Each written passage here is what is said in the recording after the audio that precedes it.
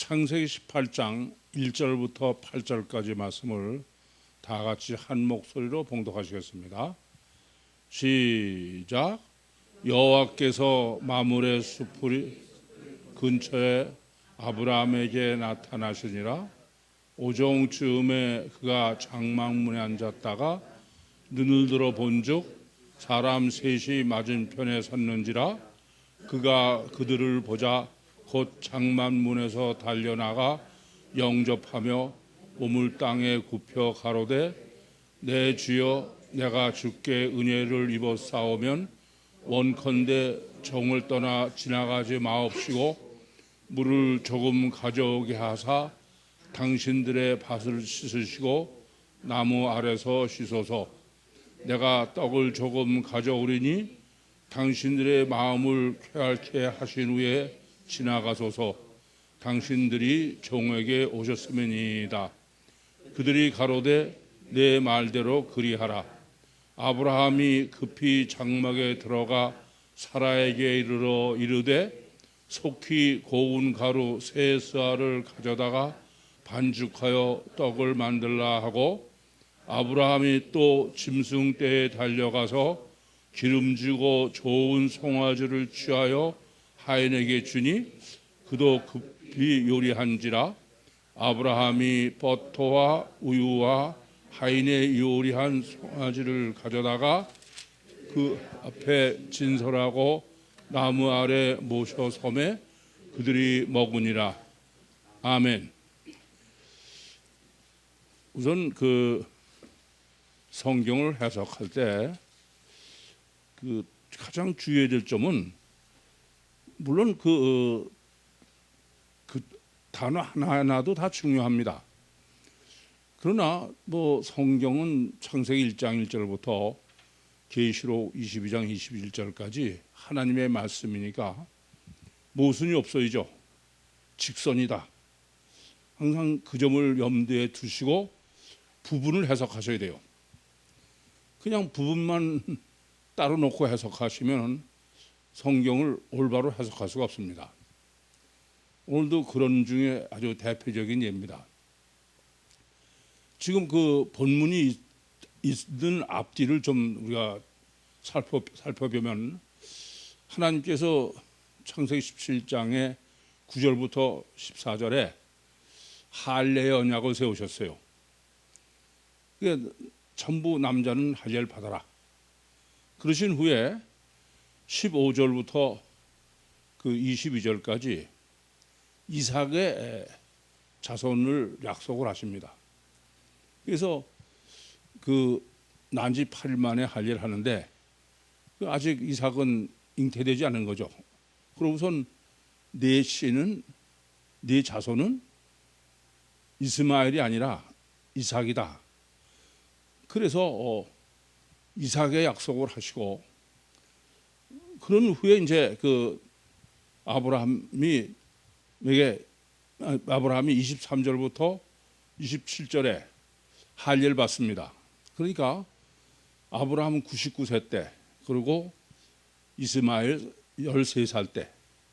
이 무슨 말씀이냐면은 그 17장 1절에도 아브라함의 99세 때에 여호와께서 아브라함에게 나타나서 그에게 이르시되, 이랬으니까 이스마엘은 그 할례 받기 전에 잉태해서 출생한 사람이 이스마엘이다. 그건 아주 확실하죠.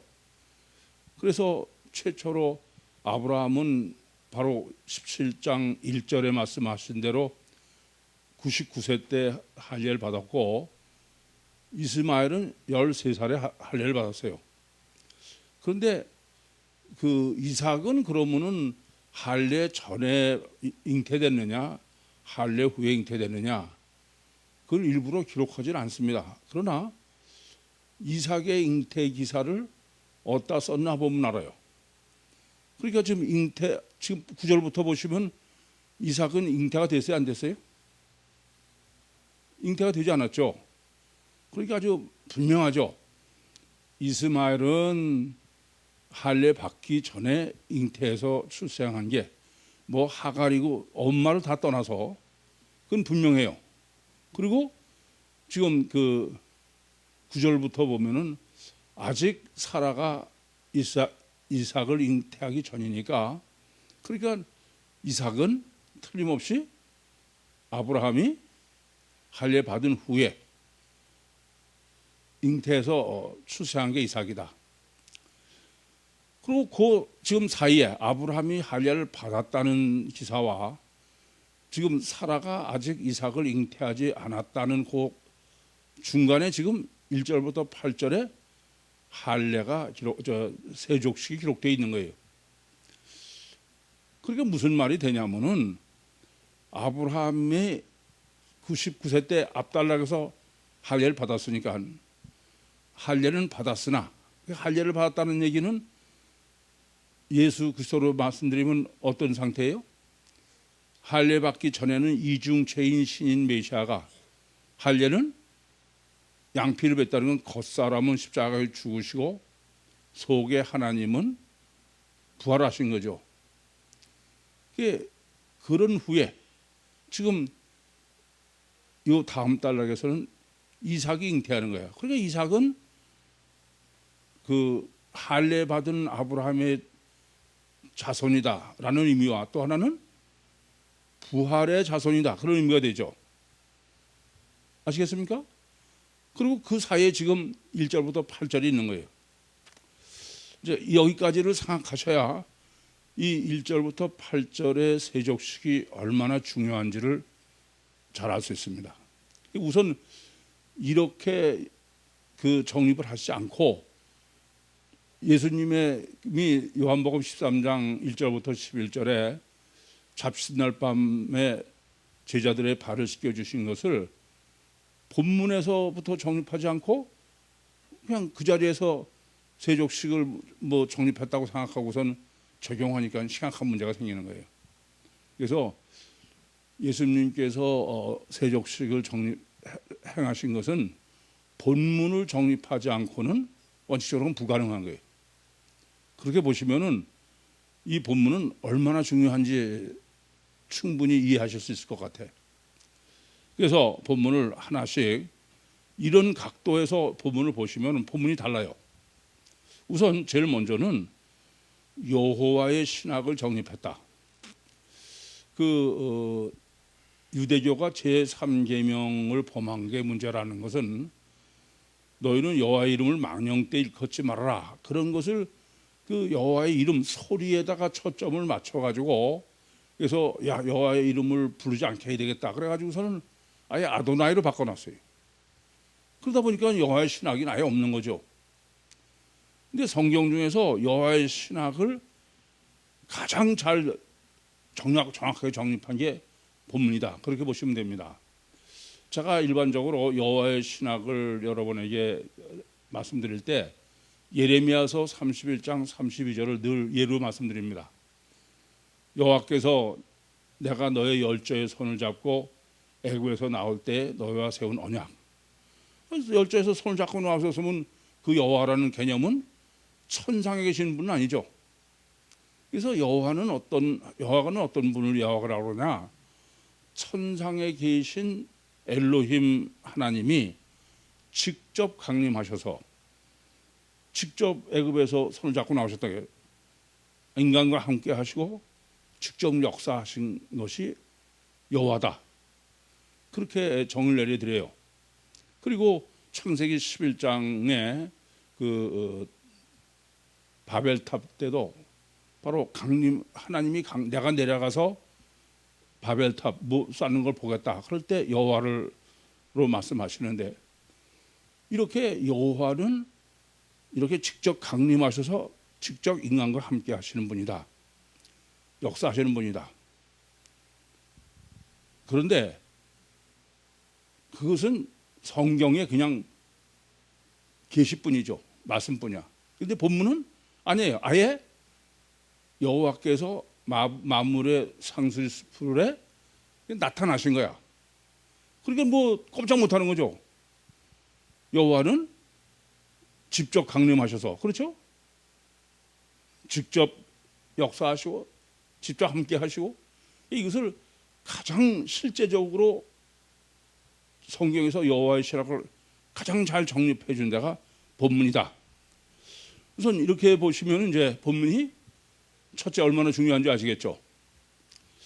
두 번째는 본문은 성육신하신 신인 메시아를 실제로 계시한 첫 번째 단초예요.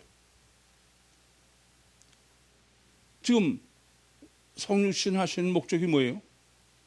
요한복음 1장 18절 본래 하나님을 본 사람이 없으되 아버지 품속에 독생하신 예수 그리스도가 나타났다. 근데 지금 이 여호와는 실제로 육안으로 보이게 오신 거 아니에요.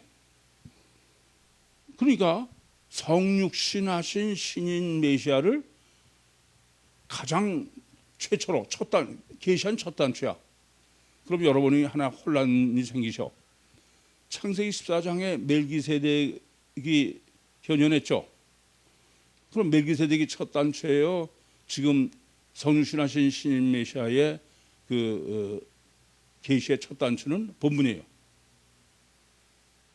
그게 문제가 되죠. 이해되세요? 그럼 이제 여기서 여호와를 성육신하신 신인 메시아의 계시와 이 여호와와 멜기세덱부터 올바로 정립할 수 있겠어요. 그럼 이제 멜기세덱은 어떤 분이냐? 분명히 성육신하신 신인 메시아를 계시한 건 틀림없어요. 그런데 멜기세덱은 성육신하신 신인 메시아 중에 어디를 계신 거냐 하면은 속 사람이야. 부활 예수. 이에 대해 무슨 말인지? 그래서 멜기세덱은 부활 예수를 계시한 것이기 때문에 창세기 14장에 한번 등장하고, 그럼 그 다음부터는 항상 어디 있어요? 시편 110편 1절부터 6절에 기록한 것처럼 하나님 보좌 우편에 계신 거야. 우리가 사도행전에서 정립한 대로는 예수 삼일체죠.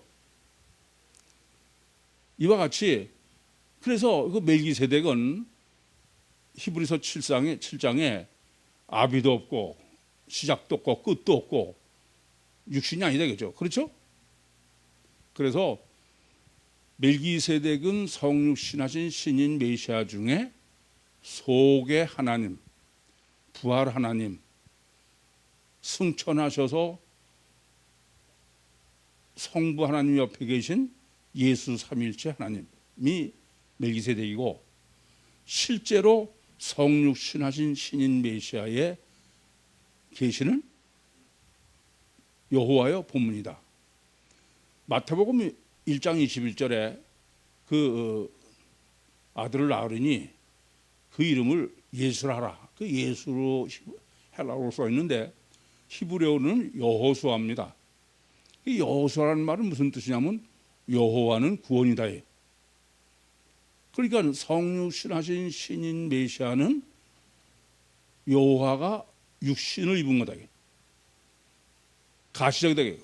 그렇게 보시면은 지금 이 본문이 성육신하신 신인 메시아를 계시한 첫 단추야.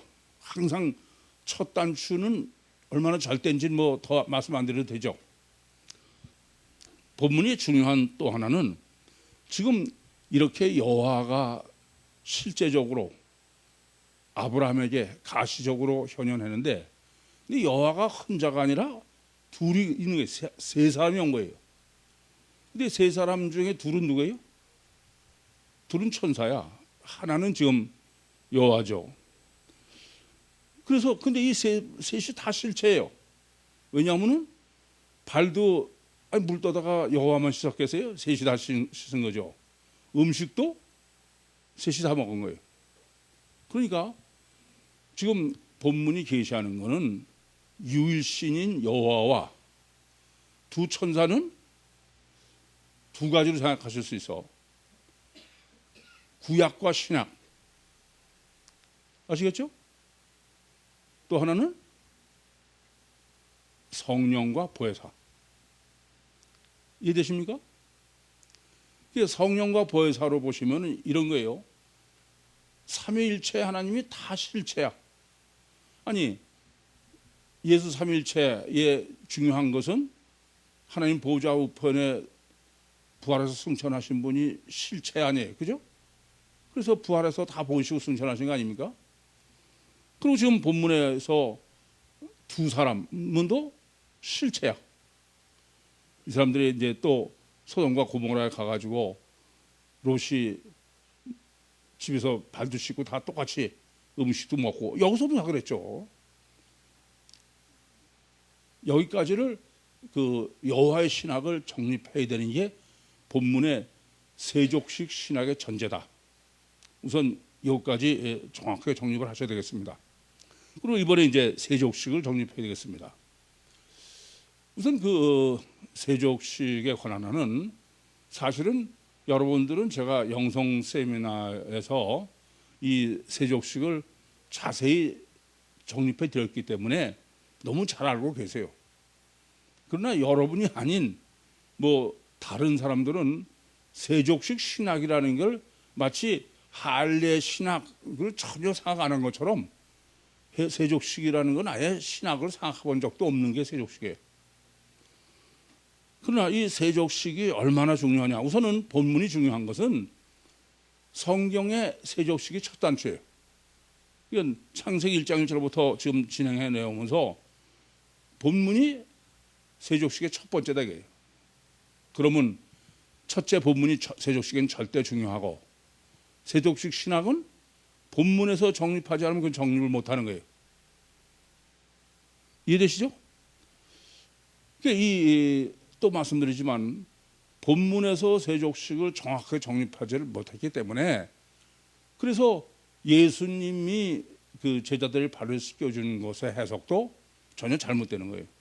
그러니까 우선 다른 건 다 놔두고 우선 첫 단추니까 본문에서의 세족식, 마치 창세기 2장 1절부터 3절, 1장 1절부터 2장 3절까지 해서 안식일, 또 앞에 그 창세기 17장 9절에서 14절에서 할례 신학을 정립해야 되는 것처럼 첫 단추의 중요성, 오늘 본문에서 그 세족식을 올바로 정립해야 되겠는데 4절에 이렇게 말씀해요. 물을 조금 가져오게 하사 당신들의 발을 씻으시고 나무 아래서 씻어서. 이게 세족식의 신학을 정립하는 요소를 몽땅 다 지금 함축하고 있습니다. 예, 어딜 봐도 세족식을 이렇게 정확하게 정립하도록 계시하신 데가 여기 외에는 없습니다. 그러면 이렇게 그 나무 아래 쉬는데 왜 발을 씻고선 그러선 쉬라고 그러느냐? 이 점을 생각하게 되겠죠. 우선은 이 팔신 지역, 중동 지역의 기후적 특성을 생각하셔야 됩니다. 중동 지역은 지중해성 기후이면서도 사막성 기후예요. 그래서 습도가 굉장히 낮고 밤이 되면 굉장히 추워요. 그리고 낮에는 보통 뜨거운 게 아닙니다. 햇빛이 보통 강하지 않죠. 그래서 출애굽을 할 때도 하나님께서 낮에는 구름 기둥으로 그늘을 지게 해주시고 밤에는 불 기둥으로 그 추운 데니까 이게 바로 그 중동 지역 사막성 건조한 기후의 특성인데 그러다 보니까 이 중동 지역에서는 샌들을 신는 게 원칙이에요. 지금 뭐 자동차가 있어서 에어컨도 켜고 그러니까는 신발 위가 있는 어퍼가 있는 신을 신지만은 지금도 거기서 뭐 대부분들 가서 보시면 생활할 때는 샌들을 신고서 생활을 합니다. 예수님의 뭐 성화라고 그러는데도 보면은 예수님들 샌들을 신고 계신 걸 그려놓은 걸 볼 수 있어요. 그런데 이 샌들을 신는 목적이 좀 다르다 이겁니다. 물론 그 발이 더워서 우리나라도 여름 되면은 많이 샌들을 신지 않습니까? 더웠기 때문에 뜨거워서 샌들을 신는 거는 뭐 우리나라나 중동이나 다를 바가 없습니다. 근데 뭐가 다르냐면은 거기는 뭐 지금은 뭐 아스팔트가 다 그래서 길이 다 멀쩡합니다만은 뭐 흙바닥에 그야말 맞다나. 그리고 워낙 건조하니까 흙먼지가 그냥 푸석푸석 나는 데죠. 그래서 단 한 발짝이라도 비록 샌들을 신고 바깥에 나간다 하더라도 실제로 맨발로 나가는 거랑 마찬가지예요. 그래서 샌들은 너무나 지열이 뜨거우니까 단열의 효과가 있고 위는 어퍼가 없으니까 시원하게 하는 효과만 있지 발을 깨끗하게 하는 데에는 샌들을 신는 의미가 전혀 없다 그런 말씀입니다. 그러다 보니까 단 한 발짝이라도 바깥에 나갔다 들어온다든지 또 손님이라도 와서 안에 들어오려면은 반드시 발을 씻어야 되는 거예요. 그래서 발을 씻는 문제는 그야말로 선택의 문제가 아니야. 거기서는 그건 필수예요. 집안에 들어오려면은. 그래서 요한복음 2장에 예수님께서 물을 포도주로 만드시는 기사가 기록되어 있는데 거기서 이렇게 기록을 합니다. 두세 통 드는 돌 항아리 6개가 있다. 근데 그건 뭐냐면 유대인의 결례를 따라. 그건 마시는 물이 아니고 씻는 물이다. 어느 집이든지 우리나라로 표현하면은 문 앞에, 대문 앞에 밖에 항상 그 발 씻을 물이 준비되어 있는 거예요. 그래서 집 안에 들어가려면 발을 씻고 그러고 들어가도록. 그게 중동 지역에서의 세족식이다. 이제 이전부터 아셔야 되겠습니다. 그런데 지금 본문은 당신들의 발을 씻으시고 나무 아래 쉬소서. 아니 집안에 장막 안에 들어오는 게 아니에요. 나무 아래 쉬는 거니까 밖에 있다 그냥 가는 거다. 그런데 발을 씻으라 이겁니다. 이 어느 지역이든지 문화라는 건 생활에 필요한 것을 계속 반복되다 보면은 그게 문화가 되는 거예요. 그러니까 이 중동 지역에서의 세족식은 우리나라에서 생각하는 발 씻는 것과는 전혀 다른 차원의 의미가 있다 그런 말씀입니다. 그건 무슨 말씀이냐면은 사람들이 집에 오면은 우리와는 다르게 발을 씻어야만 꼭 들어오는 거야. 그러니까는 발 씻는 의미가 씻는 의미만 있는 게 아니야. 집안에 들어오느냐 못 들어오느냐 그런 의미가 포함되는 거죠. 이 점이 대단히 중요하다 그런 말씀입니다. 다르게 말씀은 인사가 되는 거야. 그래서 발 씻을 물을 내놓으면은 씻고 들어오라는 얘기가 되고 발 씻을 물을 주지 않으면은 내놓지 않으면 문전박대 들어오지 말라는 얘기입니다.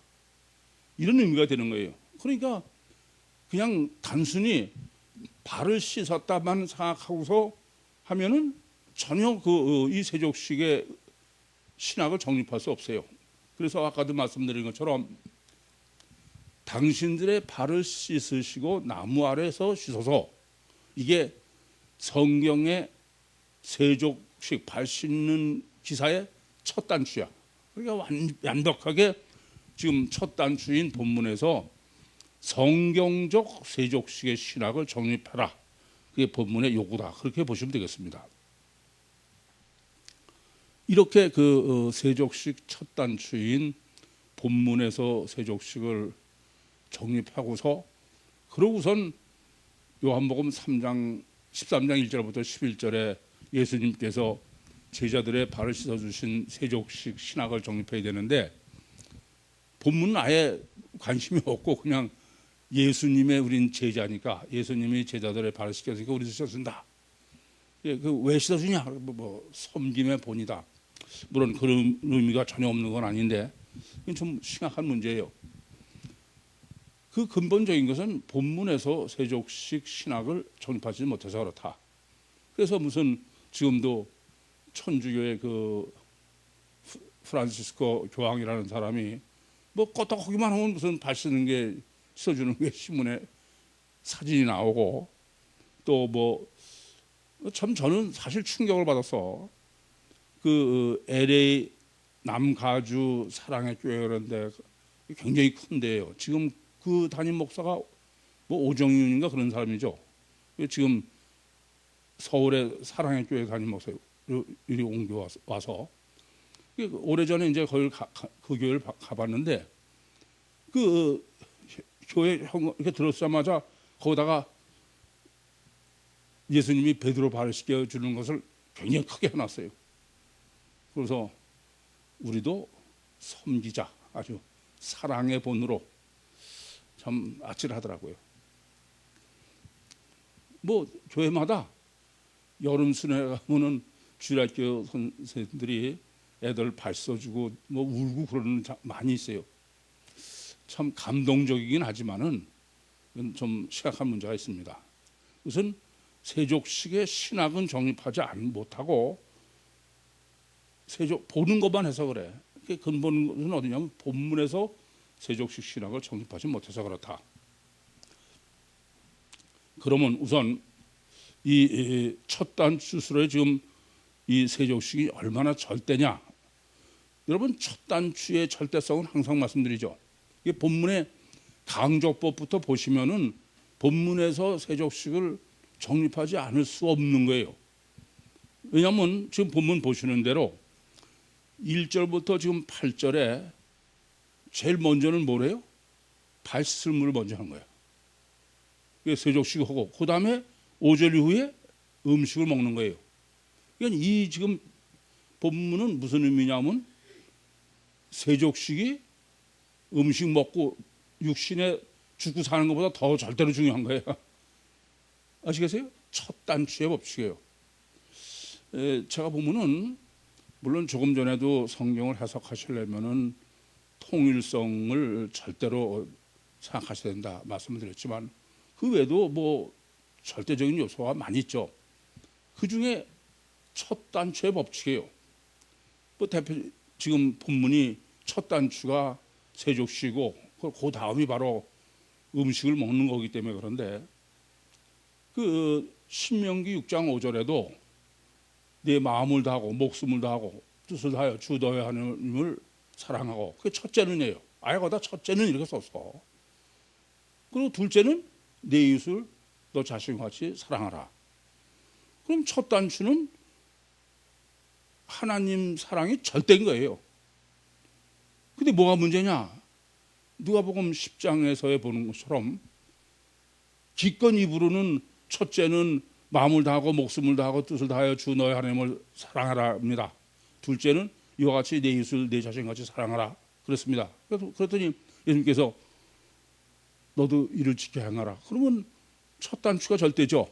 근데 그 서기관은 뭐라고 그래요? 내 이웃이 누굽니까? 입으로는 첫 단추를 하나님 사랑으로 해놓고 실제로는 이웃 사랑이 된 거예요. 그게 문제인 거야. 성찬신도 마찬가지예요. 참 한심하죠. 주님께서 왜 잔을 먼저 했냐? 떡을 먼저 했냐? 잔을 나중에 하시고 물어보면 다 주님이 그렇게 하셨으니까요. 성찬식이 왜 이렇게 하냐면 주님이 하셔서 그런다는 거예요. 그건 전혀 잘못된 얘기죠. 구약에서는 6월절에서는 뭐예요? 6월절을 성찬식으로 바꿔놓으신 거야. 6월절에서는 잔이 먼저고 떡이 나중에요. 근데 그거를 떡이 먼저고 잔이 나중에 그런 거야. 그러니까 6월절에서의 절대는 피예요. 예수님이 절대는 떡이지 피가 아니에요. 이렇게 보시면은 본문에서 지금 먼저 발을 씻으라는 기사를 4절에 기록하고 그리고 음식을 드시라는 것이 5절에 기록한 것이 얼마나 중요한 건지 알아야 돼요. 첫 단추는. 이해되시죠? 그러면 왜 이렇게 중요하냐? 이 중동 지역에 있어서의 세족식은 손님이 오면은 제일 먼저 해야 되는 게 본문이 이걸 아주 명확하게 제시하는 거야. 뭐요? 바르시를 먼저 발설문을 내놓는 게 첫 번째예요. 어떤 것보다 그게 가장 절대다 이겁니다. 그걸 지금 본문이 첫 단 죄법칙으로 첫 번째부터 아주 강조하는 거예요. 왜 그러냐? 그건 아까도 말씀드린 것처럼 중동 지역에서의 세족식 문화는 이건 곧 인사고 영접이에요. 아니 손님이 오시면은 인사도 안 하고 그냥 보고선 그냥 돌아서서 음식 차려줍니까? 반갑게 맞이하고 인사를 해야 되는 거 아닙니까? 인간이면 그렇지 않습니까? 이와 같이 이 지금 세족식은 중동 지역에 있어서의 세족식 문화는 곧 방문하신 손님에 대한 인사예요. 인사. 인사 중에서도 영접의 개념이 되겠죠. 반갑게 맞이하는 의미다. 그런 말씀입니다. 그리고 물을 내놓지 않으면 무슨 말이에요? 문전박대를 하는 거야. 들어오지 말라고요. 그러니까 우리나라로 말씀드리면은 손님이 와서 그냥 인사 정도가 아니고 반갑게 맞이한다. 그런 게 그전 같으면은 집신을 거꾸로 신고 나갔다든지 또는 버선발을 뛰어나갔다. 그런 의미예요. 그러니까 이 세족식은 상당히 극단적이죠. 반갑게 맞이하든지 아니면은 거절한다. 그런 의미가 돼요. 그러고 보시면은 누가복음 7장에 바리새인 시몬이 예수님을 점심 식사에 초대를 했는데 그때 그 동네에 누구나 다 아는 죄인 여자가 하나 예수님 발 앞에 와서 울면서 눈물이 예수님 발등에 떨어지면 머리털로 발등을 닦고 그랬더니 그 바리새인이 하는 얘기가 만약에 저 예수가 선지자라면 저 죄인 여자가 누군지를 알 거다. 이게 무슨 말이냐면은 바리새인으로서는 창피하다 이게 지금 다 이 동네에서 아는 아마 그 정도로 창피를 느끼려면 그냥 보통 죄인이 아니죠. 뭐 병들은 사람을 죄인으로 취급하는 그런 게 아니에요. 제가 볼 때는 아마 그 동네 다 아는 창녀가 아닌가 싶어. 뭐 창녀를 저러고 있는데 그것도 모르고서 그냥 저렇게 발 닦아준다고 그러고 있으니 참 창피하다 그런 얘기죠. 그때 예수님께서 이렇게 말씀하셔. 너는 내가 내 집에 들어와도 내게 발 쓸 물도 내놓지 않았다 그래요. 이제 무슨 소리인지 아시겠죠? 식사는 초대했지만 그는 마음속에서 초대한 게 아니야. 그냥 목적이 다른 데 있는 거다. 그렇게 봐야 되겠죠.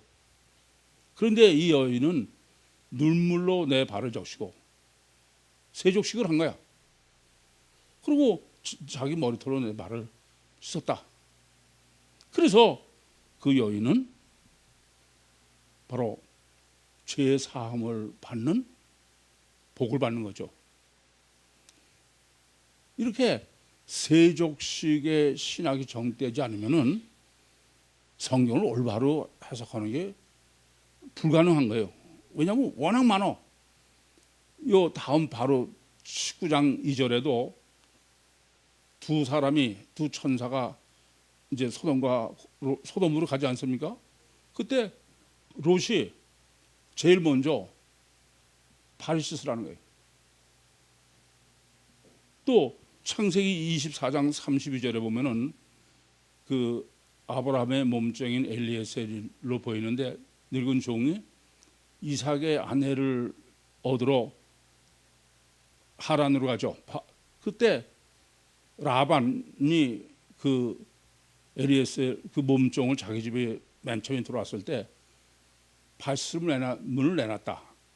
그렇게 기록해요. 또 창세기만 봐도 또 창세기 43장 24절에 보시면은 요셉이 아닌 척하고서는 그러고선 자기 형 열이 왔다가 그 다음에 두 번째는 이제 결국 자기 친동생인 베냐민도 오지 않습니까? 그럴 때 그 자기 형 11형제를 다 집으로 보내놓고 그랬더니 그 집에서 베냐민하고 같이 왔을 때 제일 먼저 발설문을 내놨다. 그렇게 기록하는 거예요. 그러니까 이 세족식의 문제는 창세기 지금 18장서부터 시작해서 그 목표점이 어디냐면은 어디예요? 예수님의 세족식이야. 이걸 잘못하시면 전혀 올바른 본문 해석이 불가능한 거예요. 그래서 세족식 문화는 맨 처음부터 목표점이 어디라고? 바로 요한복음 13장 1절부터 11절이에요. 중간에서의 모든 세족식은 그걸 전제로 이해하고 해석해야 돼. 조금 이따 그걸 마저 정립해 드리겠습니다만은, 그래서 세족식 문화는 이와 같이 손님에 대한 반가운 영접이에요. 그런데 이것은 영접의 개념만 있는 게 아니라 섬김의 개념이 있습니다.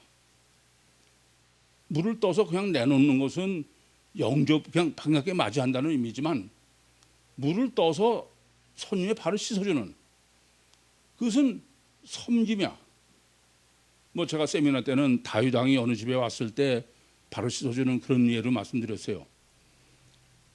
침례 요한을 사람들이 자꾸 당신이 메시아다. 그러니까 메시아가 아니냐 그러니까는 침례 요한이 내가 메시아가 아니라 예수가 메시아다. 그것을 이렇게 표현합니다. 마태복음 3장 11절에는 나는 너에게 물로 침례를 베풀었거니와 내 뒤에 오시는 이는 나보다 능력이 많아서 나는 그의 신을 들기도 감당치 못하겠다. 그건 무슨 소리냐면은 지금 예수와 자기는 어느 정도 신분의 차이가 나느냐.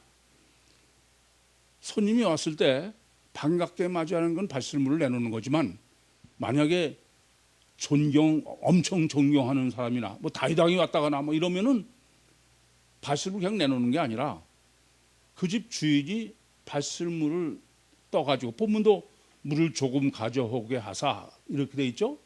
이게 발설물을 갖다 놓고 떠서 대야다 담아가고선 다윗 왕의 그 집 주인이 발을 씻겨주는 거예요. 섬기는 거죠. 누가복음 3장 16절에도 바로 메시아로 앉는 사람들에게 이렇게 나는 예수의 신들매를 풀기도 감당치 못하겠다. 그러니까는 예수님에 비하면은 침례 요한이란 어느 집의 노예인데, 그래서 예수님의 자기 주인이 예수님의 발을 씻어줄 드리는데 자기는 그 신들매를 푸는 것도, 그 발을 드는 것도 감당 못하겠다. 능력 차이다. 전능하신 하나님이다. 그런 얘기죠. 그러니까 무슨 말이냐면은 섬김이다.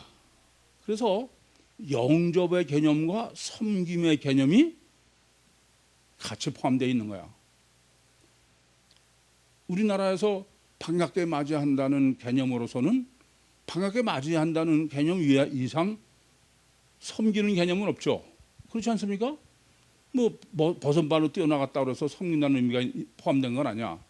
또 집신을 거꾸로 신었다 그래서. 근데 세족식은 물을 내놓느냐 아니면 손님의 발을 씻어주느냐. 씻어준다는 것은 손님의 물 섬긴다는 의미다. 그러면 이제 반대가 있어요. 반드시 반대가 있습니다. 높은 사람 상대방을 존경하기 때문에 발을 내가 씻어주면 섬김의 본인데, 이번엔 거꾸로 높은 사람이 낮은 사람의 그런 섬김의 본이 있는 문화에는 반드시 반대가 있죠. 섬김을 받아야 될 사람이 거꾸로 섬겨야 될 사람 발을 씻어주는 거야. 그것은 바로 섬김의 본을 보이는 것이다. 그런 얘기죠. 그래서 요한복음 13장에 예수님께서 제자들의 발을 씻어주신 것을 섬김의 본으로서의 팔레스틴 지역의 세족식 문화로 해석을 해서, 그래서 교황이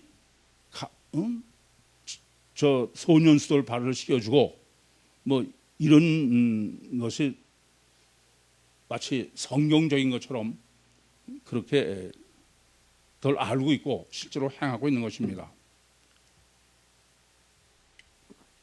자, 그럼 본격적으로 이제 본문의 목적은 주님의 세족식 신학에 있다라는 것을 누누이 말씀드렸으니까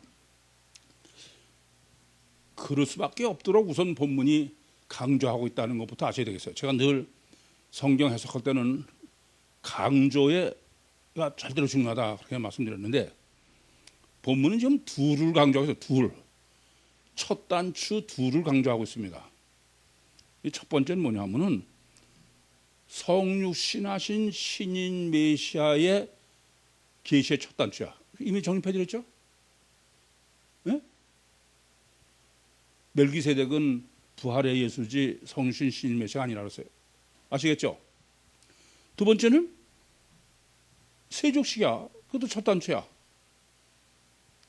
이해되세요? 그러니까 성육신하신 신인 메시아를 가장 첫 번째로 보이도록 실제적으로 계시한 게 본문이고 또 세족식도 계시한 첫 번째예요. 그러니까 첫 단추의 강조법이 2배야, 2배. 그 왜 그러냐? 그건 다른 거 아니에요. 이미 말씀드린 것처럼 성육신하신 신인 메시아이신 예수 그리스도의 세족식 신학이다. 그걸 정립하라게. 그러니까 이 본문을 읽는 대로 정확하게 보면은 이것은 바로 요한복음 13장 1절부터 11절에 기록되어 있는 주님의 세족식 신학을 정립해라. 그게 본문의 목적이다. 분명히 알 수 있습니다. 그것은요, 조금 전에 제가 구문을 시작할 때 말씀드렸는데 구문을 다시 생각해 보시면 굉장히 놀라워.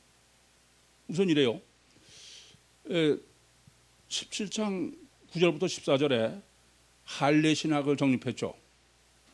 이 할례는 뭐가 할례예요? 이중체로의 인간이 육체를 부인하는 거야. 예수 그리스도로 보면 이중체인 신인 메시아가 육체는 십자가에 못 박혀 죽고 속 주체인 하나님 예수가 부활한 거예요. 그렇죠? 그런데 이제 그 지금 아브라함은 근데 이게 누구한테 지금 언약을 세우신 거냐면 아브라함이에요. 이 아브라함은 바로 앞에서 99세 때 할례를 받았어. 그러면 예수 그리스도로 하면은 아브라함은 무엇을 의미해요? 부활하신 예수님이야. 아시겠습니까? 그리고 9절부터는 뭐냐 하면은 사라한테 이삭 잉태를 계시하는 거예요. 무슨 말인지 이해되십니까? 근데 사라에게 이삭 잉태는 아브라함의 할례 받은 아브라함이에요. 예수 그리스도로 하면 뭐예요? 부활 예수야. 그러니까 사라는 구원론으로 얘기하면은 부활 예수의 정자 보혜사의 자궁에서의 결합. 요한복음 7장 38절 39절 이해되십니까? 그러니까 다르게 말씀드리면 성령 침례 임마누엘의 구원이에요. 그 전에 지금 뭐가 있는 거예요? 세족식이 있는 거야. 이해됩니까?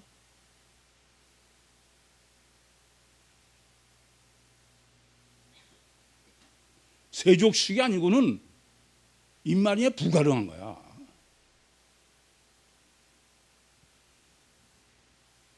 그렇게 그냥 적당히 그게 구성되어 있는 게 아니에요. 저는 이 창세기를 정립하면서 가끔 말씀드리지만 소름이 끼칠 정도로 완벽해.